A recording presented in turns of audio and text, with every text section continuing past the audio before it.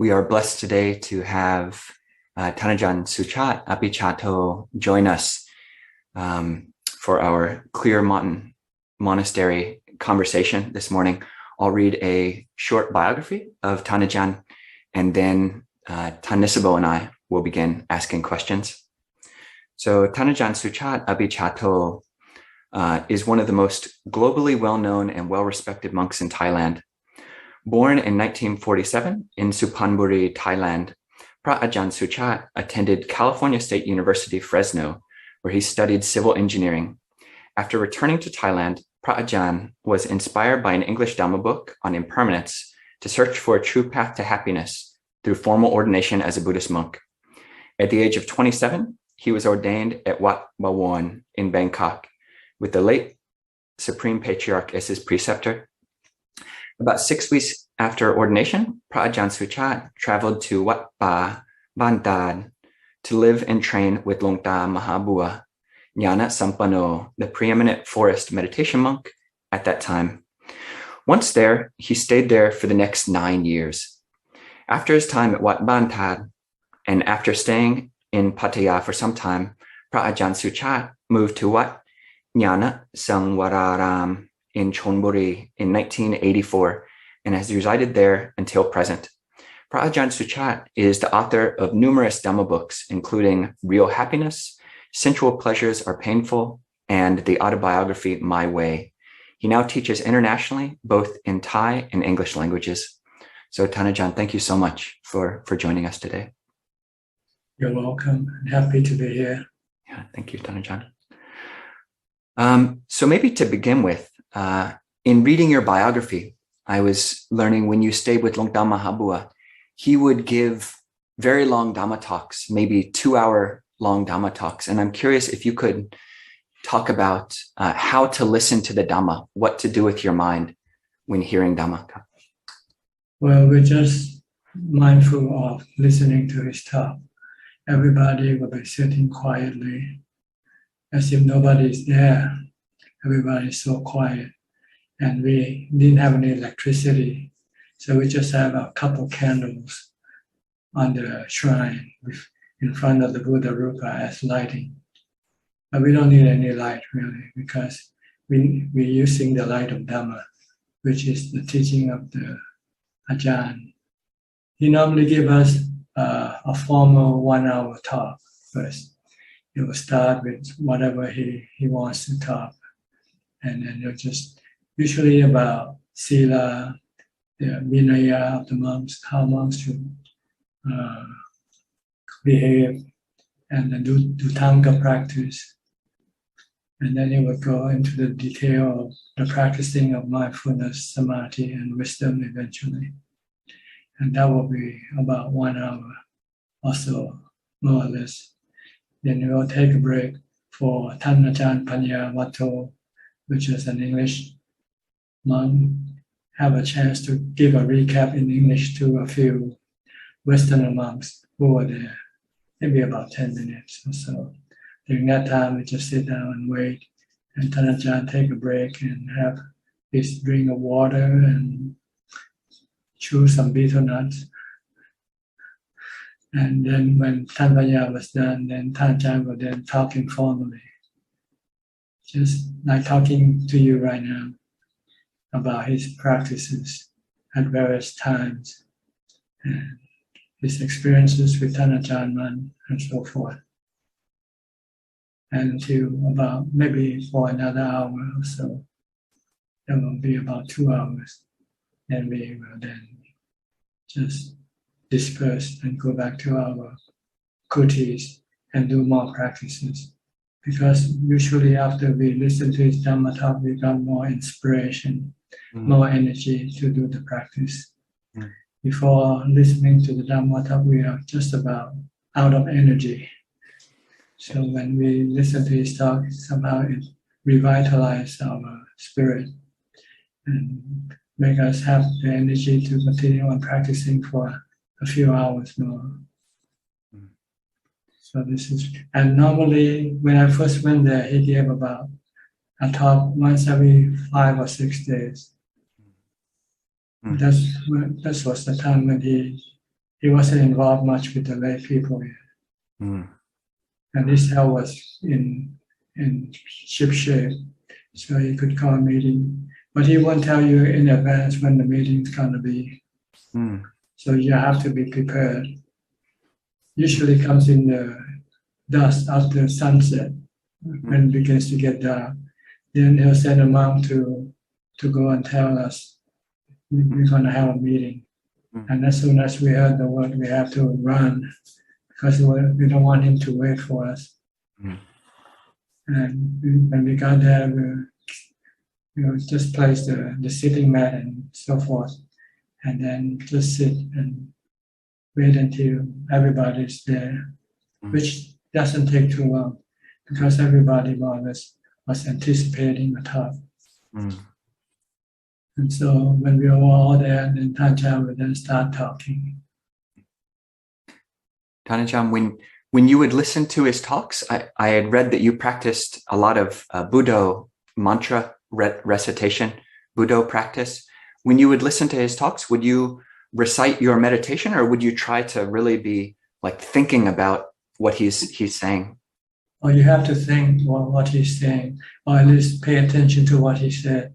Never use the mantra when you're listening to a Dhamma talk, because it will be interfering.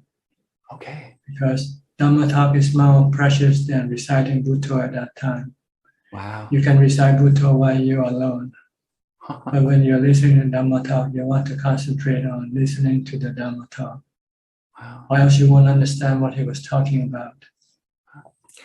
Thanajan, I've heard that Luangta Mahā Boowa's Dhamma talks, I believe Ajahn Panyavado is speaking to the fact that one's questions, or maybe it was Ajahn Dick, the actual content of the talk sometimes wasn't all that was relevant, in that people could be listening and there was just a power in Luangta Mahā Boowa's voice.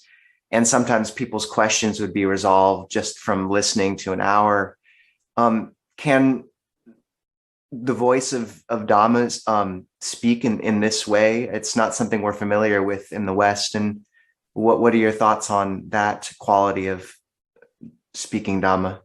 I think it depends on each individual who listens.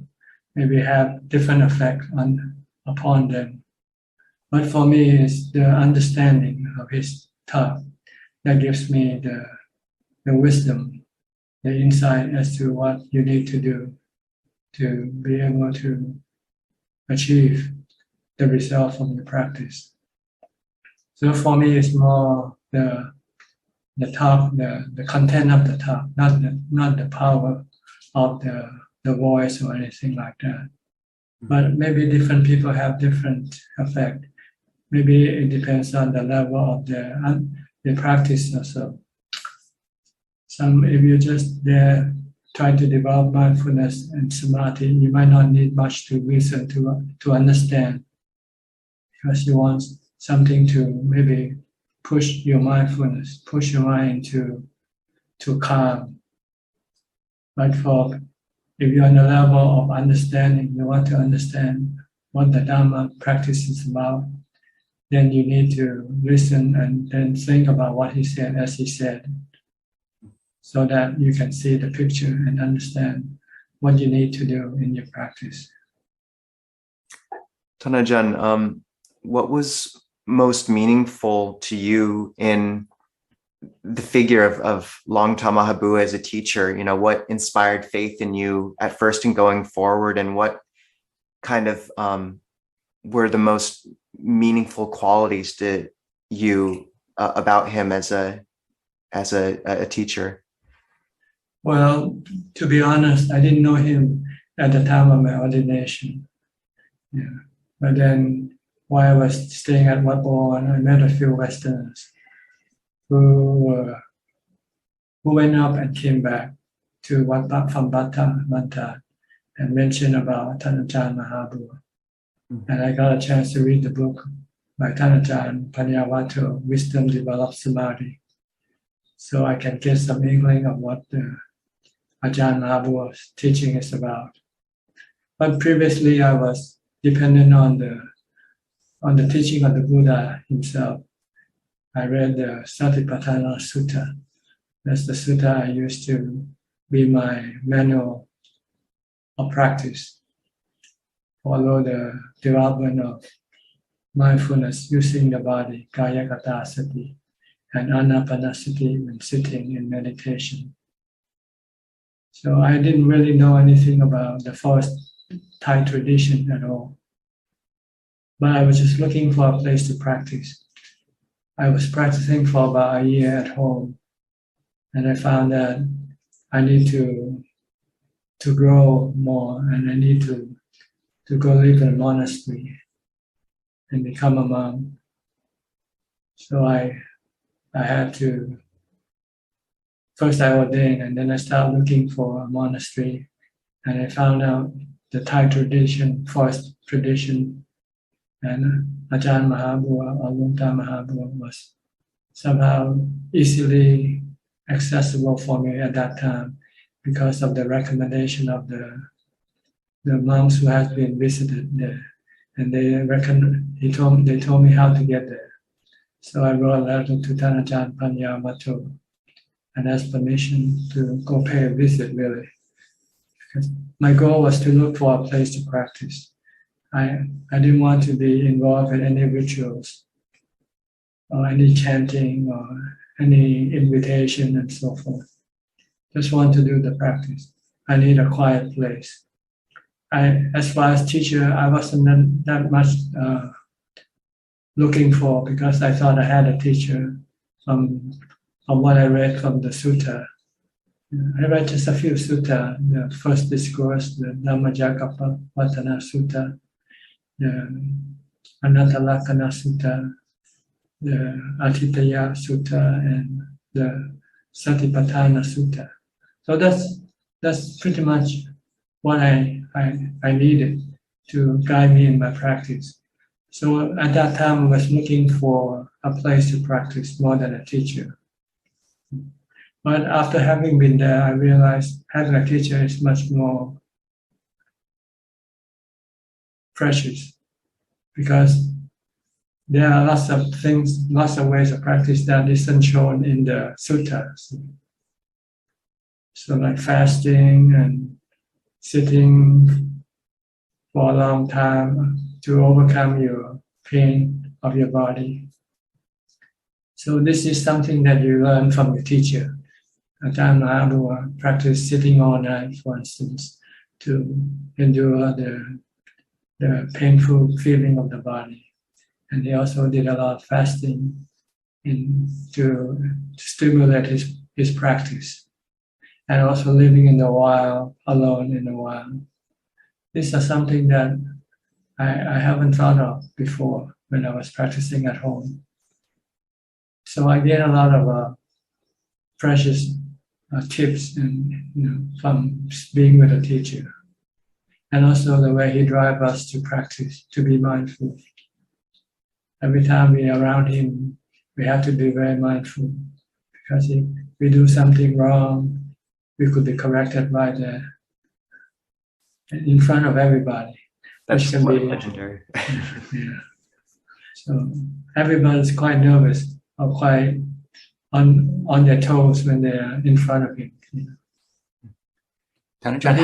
He meant well. He didn't hurt or have any try to harm us or anything like that. Thanajan, how would you maintain inspiration if Luangta Mahā Boowa was giving talks, say every 2 weeks? How would you, or every week, how would you maintain your inspiration in between the talks?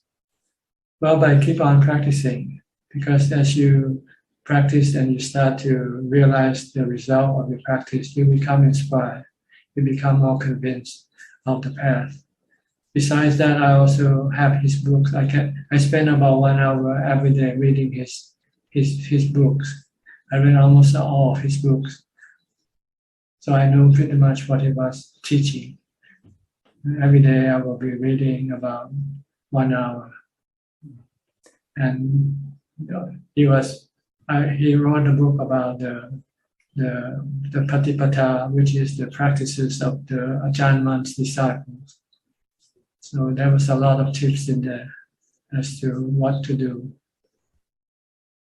So I didn't really need to join a meeting really, because I already had my own meeting with him every day by reading his book. Thanajan, what do you recommend for monks or for serious practitioners in terms of study? You were doing about an hour of studying the biography of the Phra Ajahn or their teachings, and also studying the sutras. Do you recommend that for anyone, or does it depend on the person?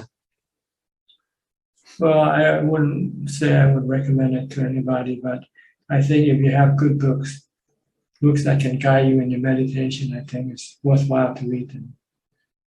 And so I was fortunate to run into Ajahn Mahā Boowa, who, in my mind, I think he knows everything about the practice, and everything he said or wrote in the books are very precious for me. It helped me guide me in my practice, inspire me, and keep me on track. Yeah. Because I was something already I was looking for, is to concentrate all my effort on the practice of meditation. I don't want to get involved in any other extra spiritual work like construction or doing any other type of work. And I was fortunate to run into him because he wants monks to meditate, to practice. And he tried to keep all the other works to the minimum, which was very good for me. This is what I was looking for. So, and then I also have his books to read. So I get all the things I need: a place to practice and instruction as to how to do the proper practice. Thanajan, you speak about Luangta Mahā Boowa's, how you feel like he had practiced through the whole scope of the practice. And I've been struck by the talks, many of which you've translated, and I've listened to your translations of Luangta Mahā Boowa speaking about aspects of the mind and awakening that I've never heard spoken to so clearly elsewhere. And I remember specifically one instance where he talks about a state beyond space and time. And I wondered if you had any, most Westerners, when they think of the word cessation or, cooling, Nibbāna, there's sort of this intuition of cold blankness. I wonder how you would respond to a perception like that, and specifically in relationship to Luangta Mahā Boowa's own descriptions of states that most of us have not had access to.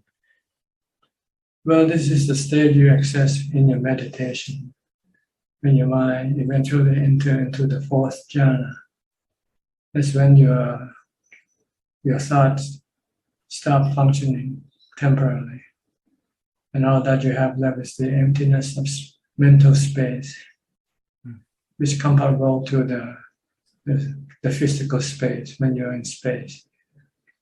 When you die, you will be all alone. All that is left is you or the knower. Actually, there's no you anymore, because the you was a mental fabrication. Once the mental fabrication stopped functioning, your thought and the you disappear, and all you have left is just the knower, knowing the emptiness and the state of equanimity within the mind itself. So this is what you will experience when you eventually got to that point. How does one move from that to liberation? You don't. This is the end of meditation. Really. This is what the result that once you get is to get calm, peacefulness, equanimity, and a sense of peace and happiness from this state, which the Buddha described as the happiness that arises from a calm mind, excels all types of happiness. Once you have this, then you have something to bargain with your defilements. Your defilement wants to look for happiness, but it wants to look through the sensual objects. But if you study the teaching, you realize that the sensual objects are all have the three characteristics as its character. It is dukkha because it's temporary, it's not permanent. You might enjoy a meal, but once it's gone, and you're left hungry and empty again, and left you desiring for more. And when you cannot get it, then you become unhappy. So this is the thing that you can down bargain and say, you don't need to have happiness from sensual objects anymore. All you have to do is go into jhana anytime you feel like you want to have happiness. But the only drawback about jhana is it's not permanent. You have to keep going back to get that happiness from peace of mind. And so if you want to have this type of happiness to be permanent, we need to develop vipassana or wisdom to eliminate the defilement, which are the ones that destroy the peace that we gain from jhana. Because when we come out of jhana, when we start to think, the defilement will start coming up again. And it will eventually drag us to go look for something, to see or to hear, to drink or to smell or so forth, without even knowing it, because we've been so used to looking for this type of happiness all the time. But once we have this happiness, the other type of happiness that we can experience from meditation, then we can then use the wisdom that Buddha teaches us to develop, is to see the three characteristics in the objects that your defilement wants to have, that it is going to hurt you sooner or later. It's going to give you dukkha because of their temporary nature or their uncertain nature. They keep constantly changing. From good can be bad, right? Same thing that you get, at first you get it, it's good, but then a few days later it might break down, or you might lose it. So this is the nature of things that we want to teach the mind every time we desire or crave for them. And they are temporary happiness because they keep changing and they are not under your control, right? Anatta, not under your control. You cannot say, this thing gonna be like this all the time. Because it can change or it can disappear anytime without any warning. So this is what you teach your mind to see, so that what you crave for is not real happiness. It's real dukkha without knowing it. It's dukkha in disguise, and a form of happiness, of pleasure. They're like drugs. People get addicted to drugs. They thought, this is pleasure, right? To smoke a joint or to take some whatever pills they have. You're high for a few hours. And then after that, the effect of the drugs disappear. Then you back down. And then you feel lonely and feel sad and feel the desire to need to go back up again. And so you can become addicted. And then any time when you cannot get what you're addicted to, then you get dukkha, suffering. So everything is like this. This is what you want to teach your mind. Thanajan, how would one know the difference between, say, a refined brightness like fourth jhana and the state of full awakening? Well, awakening is something when you come out of dukkha with wisdom. When you're sitting and your body becomes so painful and your mind becomes so miserable from the pain. But as you apply wisdom and see that the pain is anicca, impermanent, it's anatta, something you cannot control or force it. So the only thing you can do is to live with it, to leave it alone.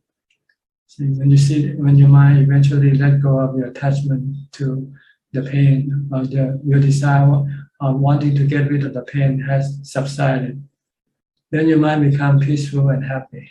That's awakening. See? Dukkha disappears. You see the Four Noble Truths within yourself. See, dukkha arises from your cravings for the pain to disappear. But as you apply wisdom to see that the pain is beyond your control, all you can do is to leave it alone. Once your mind be let go and leave the pain alone, then your mind has cessation, has nibbāna. The dukkha that arises in the mind disappear. Not the dukkha in the body, not the pain in the body. The pain in the body can still remain there, but it doesn't affect the body, doesn't affect the mind anymore. The mind can live, coexist with the pain of the body. That's what awakening is. You have to see the Four Noble Truths. In this sense, I'm giving you an example of the painful feeling of your body.